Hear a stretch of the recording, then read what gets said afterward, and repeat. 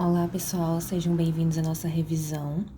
E como é que eu escolhi fazer a revisão de vocês? Eu peguei algumas dos exercícios que vocês fizeram durante esse terceiro bimestre, tá? E eu vou corrigir algumas questões. Essas questões eu escolhi como modelo para colocar na prova, tá? Então, da mesma maneira que você resolve essas questões aqui que eu vou resolver para vocês, vocês resolvem na prova de vocês da mesma maneira, certo? Então, não são exatamente as mesmas questões, mas o modelo é o mesmo. Bom, eu vou começar com essa quarta questão da página 185, que ela diz o quê? Uma escada mede 4 metros e tem uma de suas extremidades apoiada no topo de um muro. Tá, então vamos desenhar isso, né? Eu tenho um muro, que tá bem torto, mas enfim, finge que é um muro reto. Tem um muro, eu tenho o chão aqui. E eu tenho uma escada, né? Apoiada aqui nesse muro, ok? E essa escada tem 4 metros de comprimento, certo? E uma das extremidades dela, né, aqui em cima, né? Uma das extremidades apoiada no topo do muro, ok? A outra extremidade dista, ou seja, né, está distante 2,4 metros da base do muro. Então, essa distância aqui, ó, daqui pra cá, são 2,4 metros, ok? 2,4 metros. E aí, a pergunta é, determine a medida da altura do muro. Como ele não falou nada sobre ângulos, mas nós claramente temos aqui um triângulo retângulo, por quê? Porque o ângulo que o muro reto faz com o chão é um ângulo reto, né? Um ângulo de 90 graus. Então, esse ângulo aqui, ó, é um ângulo de 90 graus. Então, aqui dentro, eu tenho um triângulo retângulo, formado pelo chão, o muro e a escada. A escada é a hipotenusa, o chão seria o nosso cateto adjacente, né? Se eu considerar esse ângulo aqui. E o muro, nosso cateto oposto. E ele quer saber justamente o x, que é o comprimento desse muro, né? A altura desse muro. Então, o que a gente tem que fazer, pessoal? Qual é a relação que determina lados de um triângulo retângulo? É o teorema de Pitágoras, né? Então, vamos aplicar, né? Aplicando o teorema de Pitágoras.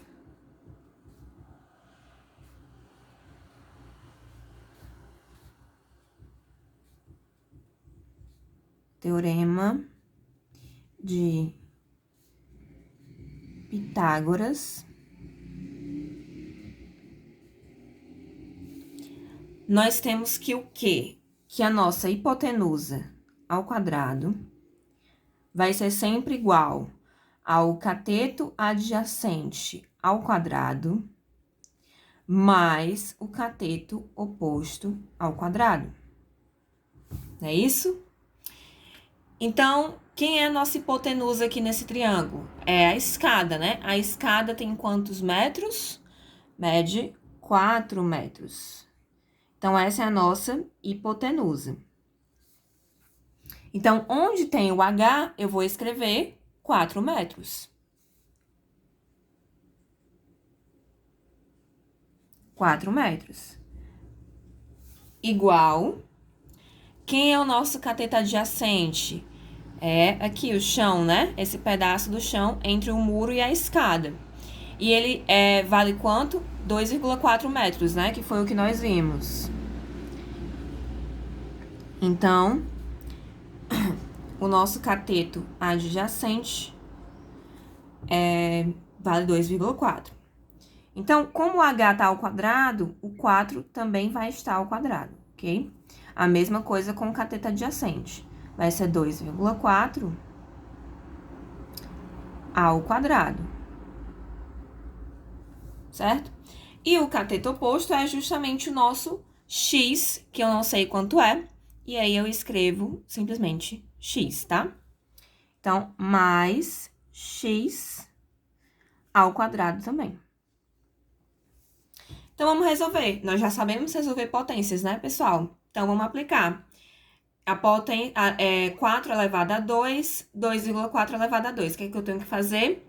Multiplica o 4 por ele mesmo, quantas vezes? 2, né? Então, vai ficar 4 vezes 4 aqui, que dá 16, né? Então, aqui dá 16. 4 ao quadrado é 16. E aqui, 2,4 ao quadrado dá quanto? Vamos fazer aqui do lado. 2,4 vezes 2,4.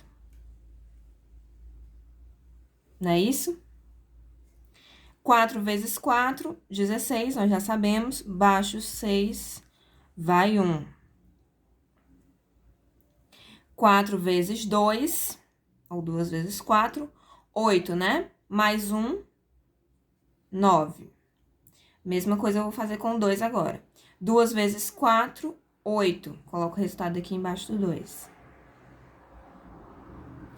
8. 2 vezes 2, 4. Aí, eu vou somar esses resultados aqui. Então, 6, não tem ninguém aqui embaixo para somar com ele. Fica 6. 9 mais 8 dá 17, né? Baixo 7, vai 1. 1 mais 4, 5.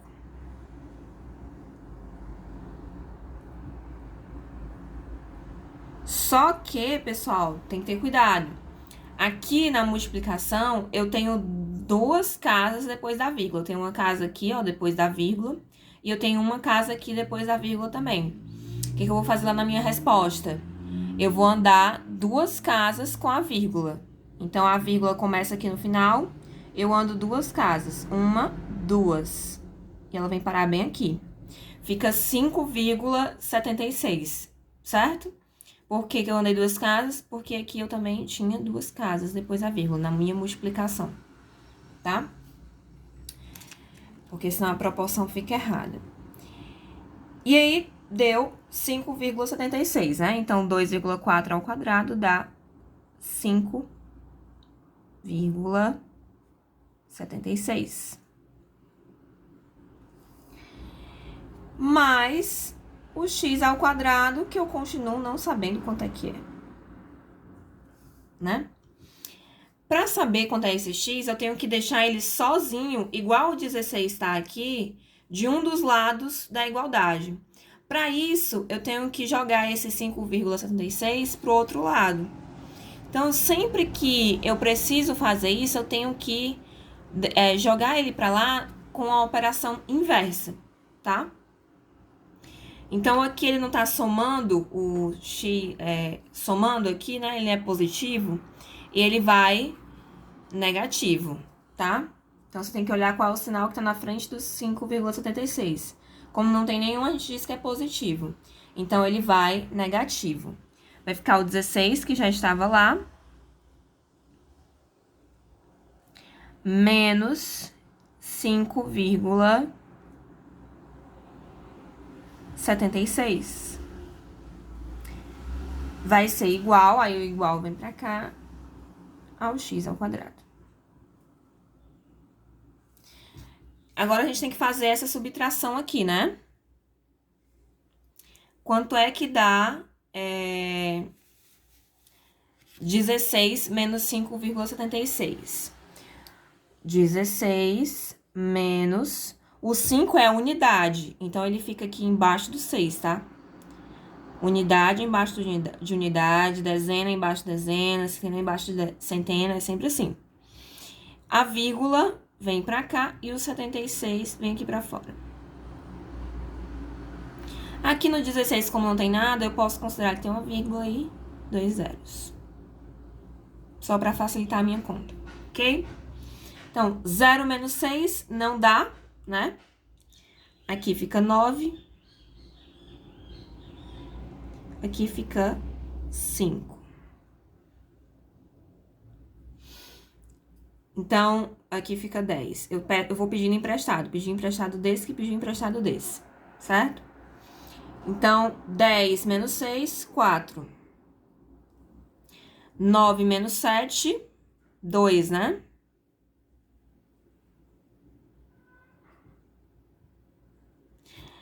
É 5 menos 5, 0. E 1 não tem ninguém, fica 1. A vírgula embaixo de vírgula, tá? Então, 16 menos 5,76 dá 10,24. Então, x ao quadrado vai ser igual a 10,24. Igual a x ao quadrado. Então, pessoal, qual é o inverso da potência, né? Que eu falei pra vocês? É a razão, é a raiz quadrada.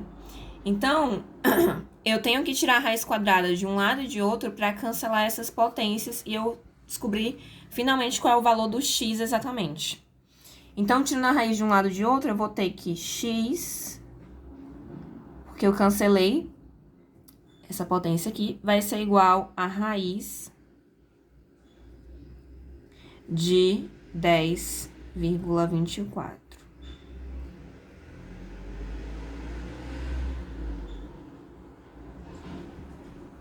Você pode deixar assim ou você pode tentar resolver essa raiz, né?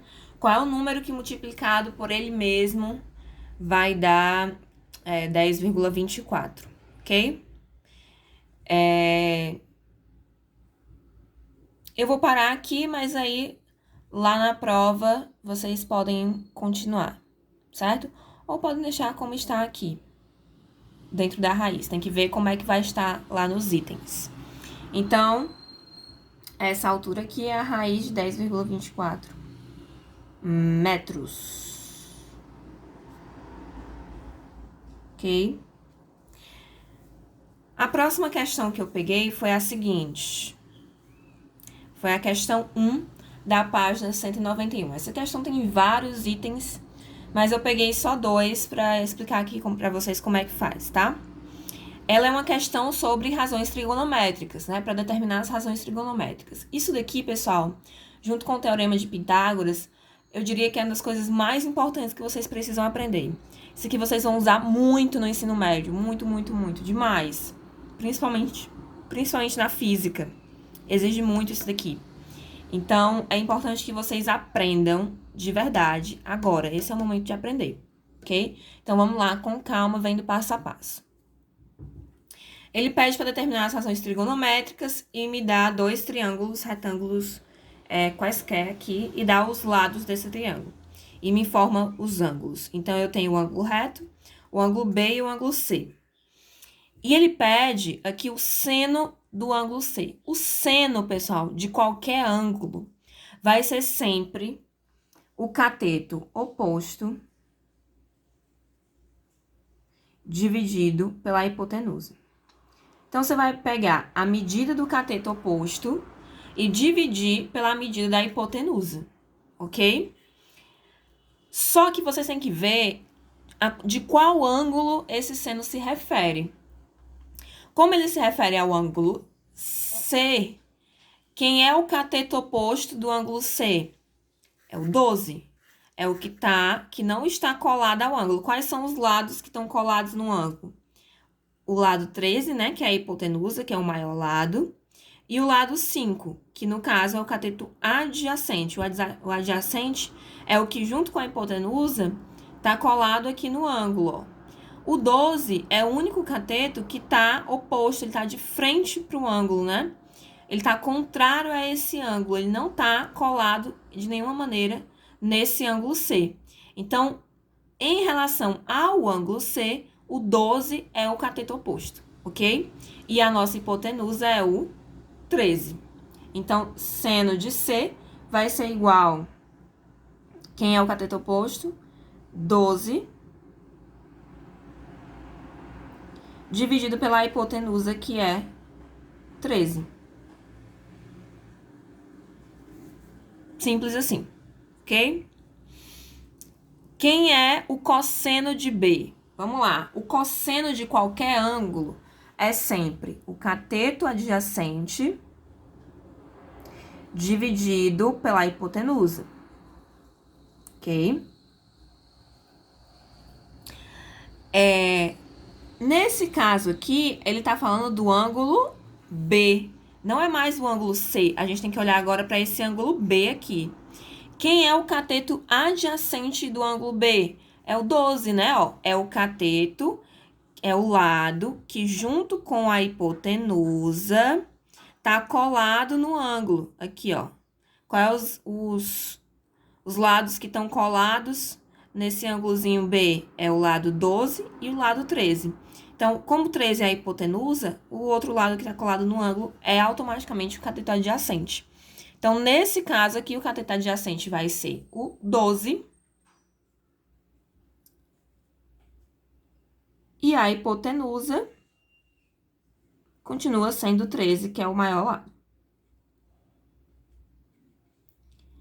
Então, como a hipotenusa é sempre o maior lado, ela não varia de um ângulo para outro.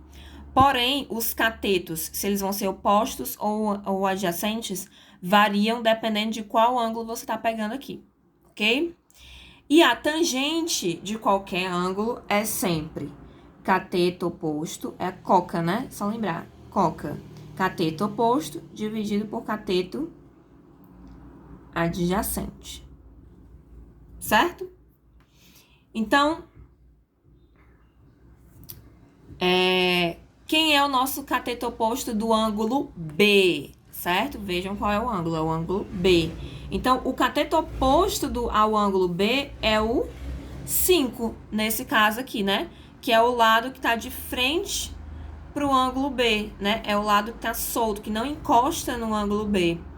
Então, ele é o cateto oposto.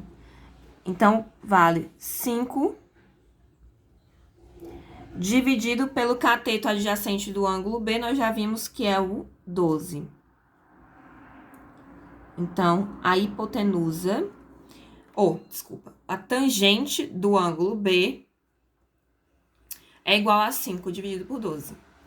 Só isso, pessoal. É muito fácil, mas vocês precisam decorar essas relaçõezinhas aqui. Não tem jeito, tem que decorar. Certo? Vamos para a situação B aqui.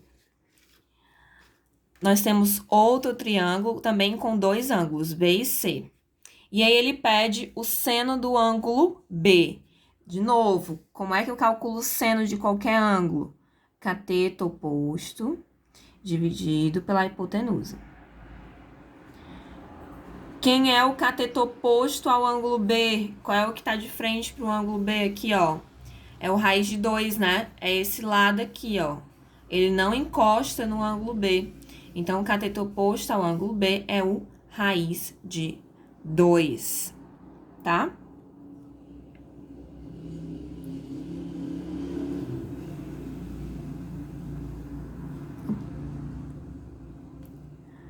Raiz de 2. E a hipotenusa, nesse caso, é o raiz de 3 aqui, ok? A hipotenusa é o raiz de 3.